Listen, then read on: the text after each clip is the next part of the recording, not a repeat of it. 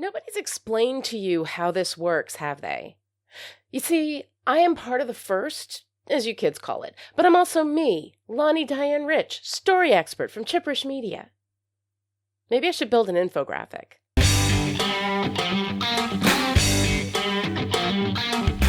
Hi, and welcome to Still Pretty, a Buffy the Vampire Slayer YouTube series and podcast. I'm story expert Lani Diane Rich of Chipperish Media, and we are here today to talk about Touched, the 20th episode of Season 7. Touched aired on May 6, 2003, and was written by Rebecca Rand Kirshner, with Rebecca Rand Kirshner as executive story editor and Drew Z. Greenberg as story editor. This episode was directed by David Solomon.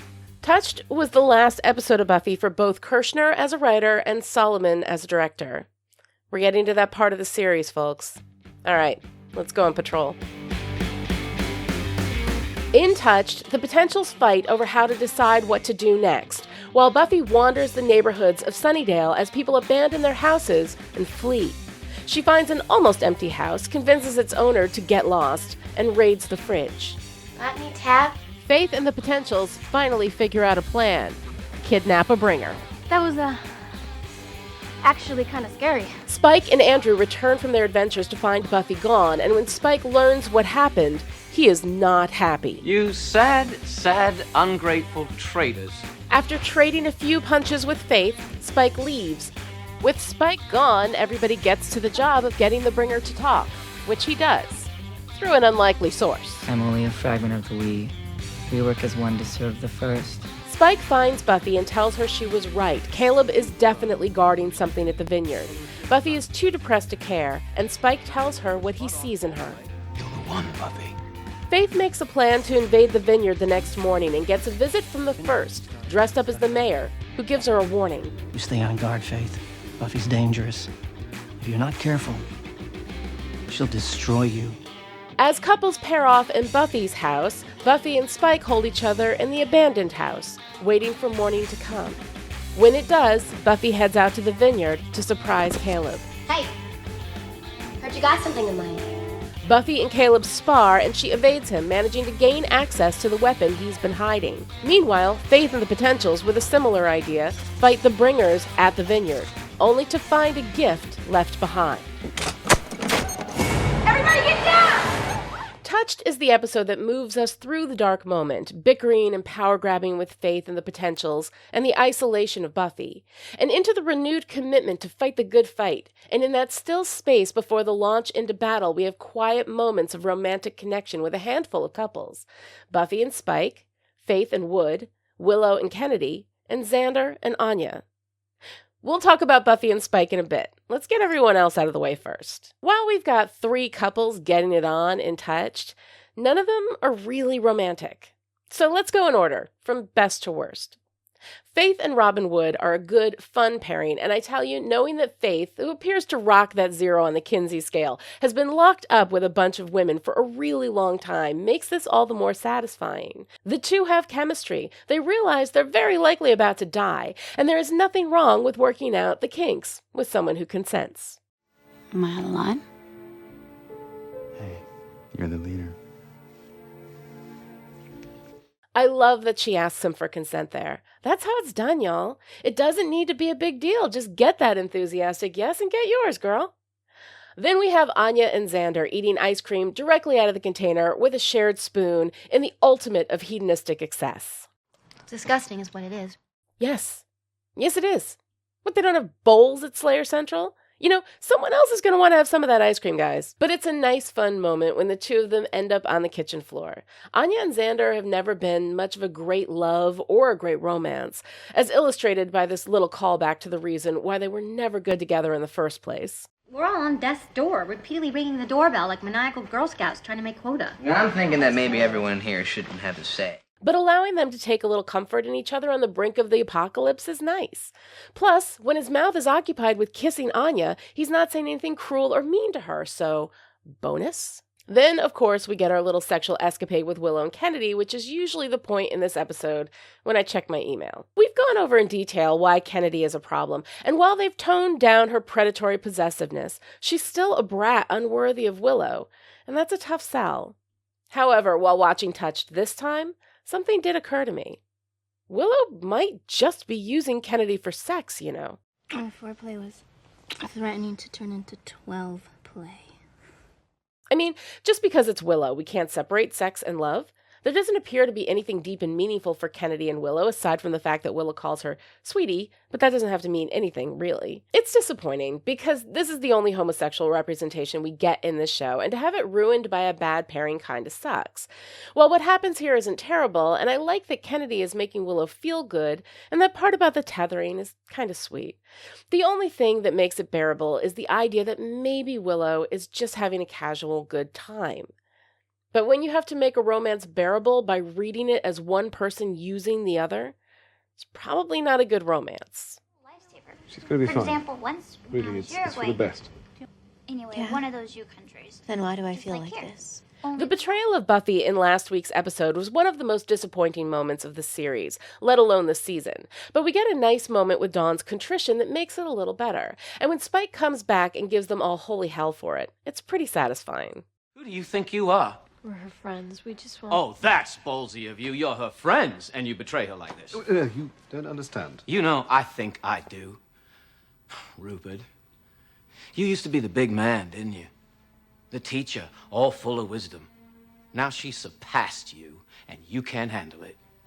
She has saved your lives again and again. She has died for you. I love the disdainful way Spike takes down Giles, because even though I love Giles, this guy is not Giles. I'm annoyed that for most of Season 7, Giles is replaced by the conflict engine robot, and that annoyance makes him getting this verbal slapdown from Spike kind of a lot of fun. I didn't love the fight with Faith, although it is in character for both of them, but mostly I was wondering why in the hell anyone in that house ever replaces a knick-knack. I know why they grab at each other. To feel. I want to feel. I want to wrap my hands around some innocent neck and feel it crack. Touched is a lot of things, but subtle in addressing its theme is not one of them. This episode is all about physical connecting, most of it sexual, although we do get some fights, which is the one thing, of course, that the first can't do. Will it be able to gain corporeal existence once it ushers in the apocalypse? Who knows? We don't really address that, and it's a problem in the first. What does it want? In order for a goal to be effective, it needs to be active, specific, personal, and achievable. The first is actively in pursuit of its goal, unleashing unholy evil all over the world and bringing on a fiery apocalypse. But the rest aren't really there. Specific? Well, I guess the apocalypse may seem a bit specific, but really we don't get a sense of what the first specifically wants out of the apocalypse. Just to overrun goodness on Earth? It's a little vague, a little broad, not near specific or personal enough. I mean, let's look at our last 6 apocalypse bringers, all of which are active and achievable, but which have varying degrees of personal and specific, which I would argue speak to the varying degrees of effectiveness. Okay, the Master wanted to escape his confinement, both specific and personal. Angelus wanted to torment Buffy in revenge for making him feel and love, both specific and personal, also pretty effective. The Mayor wanted ultimate power and invincibility. Not terribly specific, a little weird, a giant snake, but at the same time, I think that it sort of worked and the Mayor was fantastic. Adam wanted... Yeah, I still don't know what Adam wanted. I've watched this season 1,000 times. I have no idea. Fair enough. Didn't work. Now, Glory wanted to return to her home dimension where she'd been snubbed by all the other demons, which is beautifully both specific and personal. The trio wanted to be rich and powerful, not terribly specific. Those are kind of blag goals, but they were supposed to be dumb. And Willow wanted to rid the world of pain by destroying it, which is one way to go, sure. But it was also incredibly specific and so personal. So the ones that worked the best had specific personal goals. The first doesn't. But this moment here, I envy them. I know why they grab at each other. There's a moment where you can see the first in a prison, not unlike the Master's. Because what does the first really gain in this fight? Right now, the first gets to mess with people's heads and make them do evil. After the apocalypse, when all goodness is wiped from the earth, I guess it's off to the Bahamas to watch really bad people sip the Mai Tais it can't drink.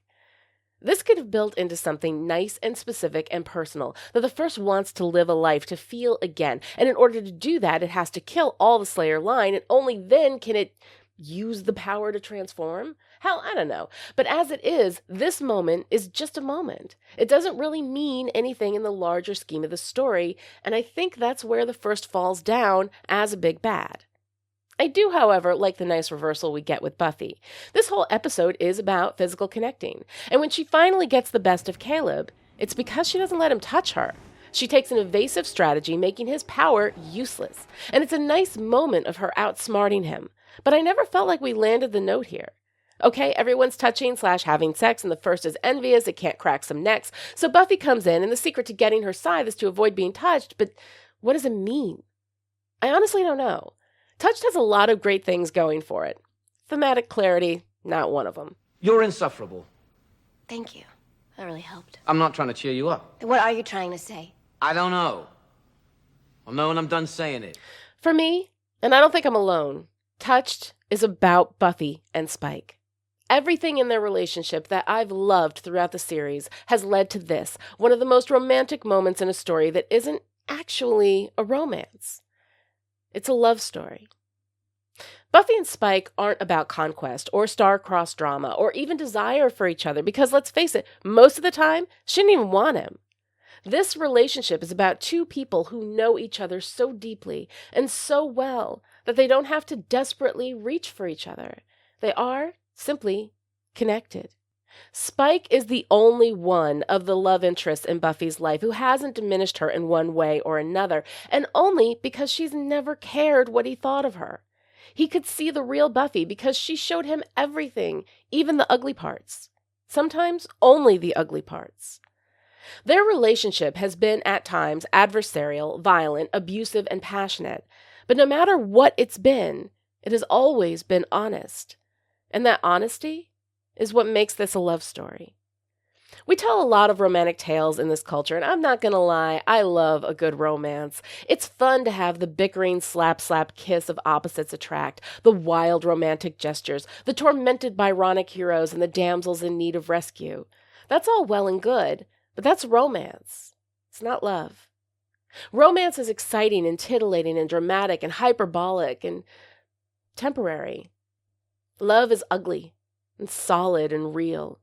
Love knows you, everything about you, everything you try to hide, everything you wish were different, and it exists anyway. Not because it wants you, not because it needs you, but because it is you. It's not always fun and it's not always exciting, but it always is. Romance is external. Love is internal. It's eternal. You can't escape it because it doesn't hold you captive. Love is not that which alters when an alteration finds, nor bends with the mover to remove. Yeah, don't look so surprised. I quoted Shakespeare. This is high-level literary criticism, y'all. Anyway, the whole point being, romances and love stories are different things. You can have romances without a love story, and you can have a love story without romance. When the two are combined, you get something rare and powerful. Buffy and Spike are more love story than romance, I'll grant you that, because they're not terribly romantic. Romance is manufactured confection. The soulmate, Aristophanes, the one who kisses and the one who is kissed, the vampire and the slayer, the Montague and the Capulet. It's a good goddamn time. You'll never hear me make any other argument, but in the end, it's fluff. It's not real. Romance is easily mistaken for love, but it is not love. Buffy and Spike are a love story because they are connected primarily by the one central ingredient to love: honesty. And I'm not talking about superficial honesty. I mean actually showing yourself, your whole self, to another human being, honesty. Ugly honesty, naked honesty. It's about more than just not telling a lie. It's laying open your whole truth to someone else. And that doesn't happen a lot. Not in the stories, not in life. You cannot have love without honesty. Love and lies cannot coexist. Definitely not with malicious lies, lies intended to manipulate and deceive and control. But even when the lies are well meant, even when they're lies we tell ourselves so we don't have to face our own ugliness, our inner ugliness, the things we think make us unlovable, are exactly the things that love requires, because our ugliness is woven into our whole truth. And without truth, there is no love. Spike's speech is perfect from beginning to end. In it, he expresses love without expectation of return. I've been alive a bit longer than you, and dead a lot longer than that. I've seen things you couldn't imagine, and done things I prefer you didn't. It is a love that knows what it is and doesn't need sexual expression or conquest to be complete. 100+ years. And there's only one thing I've ever been sure of. You. It is a love that demands nothing, bargains for nothing, expects nothing. I'm not asking you for anything. When I say I love you, it's not because I want you, or because I can't have you. It has nothing to do with me. It is a love that asks for nothing but to exist. I love what you are, what you do, how you try. I've seen your kindness and your strength. I've seen the best and the worst of you. And I understand with perfect clarity exactly what you are. You're a hell of a woman. You're the one, Buffy. And this is what is so great about Buffy and Spike. They don't need to get together. They are together. It's their natural state. This, with Spike and Buffy, it's not a romance. It's love. And it is the ugliness of this love that makes it so beautiful. All right, that's it for today. This episode of Still Pretty was brought to you by Chipperish media producer Jen McIntyre. Jen supports Chipperish media at the power producer level and as a reward gets to produce whatever show she wants.